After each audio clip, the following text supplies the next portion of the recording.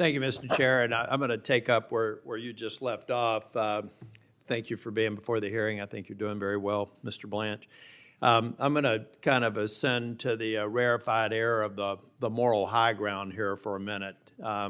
As I've heard some of the Democrats talking about this administration, it's almost as if they weren't here when the Biden administration did the indictments against President Trump. We've already heard it talk about Jack Smith. We haven't talked about the way that they dealt with a family member who was being indicted, and Hunter Biden. I don't remember them saying anything during those days in Judiciary Committee. I don't think I remember them ramping up the freedom of access to clinic entrances and trying to arrest pro-life people from the law that they decided to ratchet up in 1994. A couple of important cases there. And then the January 6th Capitol riot prosecutions. The fact of the matter is, and I'll get to this in a minute, the part I don't like about it, but hundreds or thousands of people's lives were destroyed because they did something stupid that day. And there's a vast difference between doing something stupid and doing something that destroys your career and ruins you financially. And this administration, the Biden administration, tapped on the emotions of the time to over-prosecute and weaponize the DOJ and went after people that I believe deserved a pardon because they weren't the people that attacked police officers. They weren't the people who knowingly destroyed the Capitol. They weren't the people who proudly went in like the QAnon shaman and pretending like he'd taken the Senate ground. They're the people that get me mad, which is why I'm not going to talk about them anymore. But it's remarkable how it's almost as if that Men in Black, that device they use to erase their memories, it's remarkable that these people sat before this committee when all that was going on and not a whiff. I hate duplicity and I hate situational ethics. And I want to lay the groundwork to say I was against that, and I'm also against some of the decisions of the president. Not you, Mr. Blanche. You work for somebody, and you got to do what you're told to do. And I hope you stay within the ethical bounds of the law. You have to answer to the bars and everyone else. But it's just jarring to hear people criticize this administration when they can't look in the mirror and ask themselves why they weren't criticizing an administration when they happen to have a blue jersey. Now, my criticism of the administration with the red jersey. January 6th, I have searched heaven and earth, and I haven't found anything except a passing comment at a C-SPAN conference.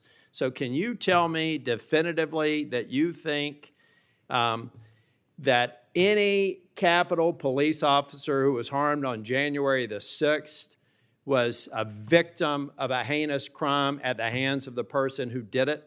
Yes, and should have been prosecuted and was. And they were. And so I just, with the members, please, as long as you can prove you've been consistent, use those sound bites. But don't use them when you look the other way, when fundamentally at the abstract level, President Biden did everything that you're accusing President Trump of doing. And a part of what we've got to get rid of, Mr. Blanche, is this political physics going on. American people are an exceptional people, and they always like to best each other. And what I've seen happening here is when we have a bad action of one administration, I'll be damned if we don't repeat it with the other one. I want leadership that says we're going to ratchet things down and not make the heinous mistakes that the Biden administration did. Let's be better than them. Not better at prosecuting people that maybe we shouldn't, or take a little bit more time before we indict them. But let's just be better than them. Let's set an example and stop this spiraling, or the next Congress that I will not be a part of will be talking about it again, or in 2029, if a Democrat president comes in, they're going to up the ante, and they're going to go right after the behavior of this administration as an example of why they should. Because this administration has done the same thing to justify some of their behavior. I'm not criticizing you, but I'm trying to just cut through the rhetoric and let people all know that we are at this place today in part because of the actions of the Biden administration and the weaponization that I even saw under Garland, who I generally supported. So let's just be real here, people. If you're going to criticize one administration, look in the mirror before you do it. Now, Mr. Blanch, I want to stick a fork in this turkey of a 1776 fund. And you've said that it's moot. I've had colleagues here, attorney. I'm not an attorney. I'm a business consultant. I see a problem. I want to solve it. This is a problem. It should never be paid out. You've said it's going to be moot, that it's moot. Others, these smart attorneys that I'm surrounded by, think that the courts are probably going to deal with it. But why should we waste the court capacity on this issue? If I could walk to the Senate floor with an agreed-to piece of text coming from the administration that just renders this whole thing dead, gone. I don't need a probe's language. I don't need a statement from the administration. All I need is language to say, everybody around here said it's over. So why can't we agree to language that I can walk down to the Senate floor and get a UC and dare the Democrats to oppose ending this, and dare a Republican to if the president supports it? Why is that a bad strategy? It's not. I mean, certainly the Department of Justice and the White House has worked with you and your colleagues to come up with language. We do not object that path or including it in some other. I want to make the distinction, though, because I know that Senator Collins and the appropriations team are working on this language. But you've already, I don't know if you've been paying attention to Congress. You've got your own job to do, but we're not necessarily getting along really well right now on the party lines. Schumer's already threatening a government shutdown. We haven't even had appropriations discussions, except ongoing negotiations. He's already threatening a shutdown. So that language could be in a bill that's dead on arrival because nobody's going to do it. My question is, who on earth, who in this Senate chamber would raise an objection if we were able to put something on the floor that ended this debate? The only reason I think that a Democrat would be opposed to it is they love milking this thing for what it is. I want to stick a fork in it. And can I get your commitment to maybe provide us with some technical assistance on what that language would look like? Absolutely. Thank you. Mr. Blanch, I did want to just echo, and Mr. Chairman, I know I caught him off guard, or if I can seek unanimous consent to put into the record the letter that Senator Cornyn and I sent to Mr. Blanch. Without objection. So that's the letter on the issue that Senator Britt most recently brought up.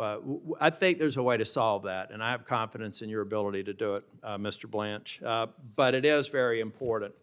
And I guess for the purposes of back to the pardons, I get pretty emotional about that.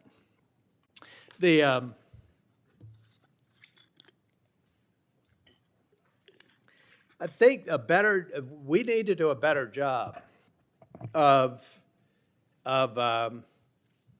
looking through the pardons process. Okay, I've talked about the January 6 pardons, but in this administration, and I'm no fan of Ed Martin, that's exactly why he'll never get confirmed in the U.S. Senate as long as I'm here. That's only 172 days. Maybe he can come back next year.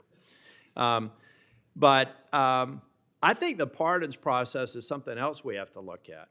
The Democrats are criticizing this administration for pardons. You take a look at the egregious list of pardons in the Biden administration, and let's not forget that the Biden administration also had prospective pardons, get out of jail free card. I heard people criticizing some of the get out of audit arguments for the agreement, 1776 agreement. Have they all forgotten that Biden in the 11th hour gave prospective pardons to people who hadn't even been charged with anything? Again, the point that I'm trying to make, folks, is you're all victims of political physics. There was no criticism about that then. And now we're trying to criticize this president for pardons that I've criticized. So the point here, and I do believe that in the Trump administration, I have talked about the January 6 pardons, but I'm concerned that the Binance CEO got pardoned. I'm concerned that there was talk about a corporation getting a pardon. So I'd be very curious, if you're confirmed, if we could sit down and understand how that process goes and to what extent we can have visibility into these people getting pardons, starting with a lot of the pardons that came out of the Biden administration. Can I get your commitment, if confirmed, to walk through that process? Of course. Yes, Senator. Thank you, Mr. Blanch. You've done a great job today.